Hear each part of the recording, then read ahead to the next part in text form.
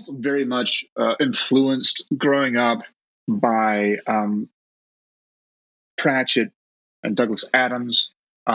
When I was a kid, I had all the Monty Python skits on audio tape, not videotape, on audio tape, and I would just listen to them. So I love both satire and that sort of absurdist sense of humor, and it's just something that I personally find helpful in bleak circumstances or things that are confounding.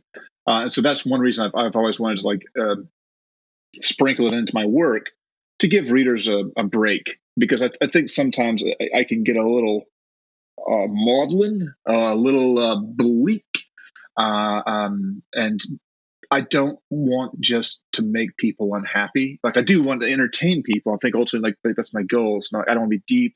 I don't care about being remembered. Legacy is something that only matters to egotists. And that's not what I want to entertain people. I want to delight them. So the humor is in many ways for me sort of like the lubricant that makes the sort of rough cogs of my stories churn. Boy, man, I'm really laying out the similes tonight. Yeah, I don't know. I mean, I think that since I was sort of a rambling kid, you learn early on that humor, and especially self-deprecating humor, is a very good tool for ingratiating yourself with strangers. Like, one of the things I've learned about strangers is they are always happy to laugh at you along with you. So just go ahead and get ahead of that and make yourself part of that experience.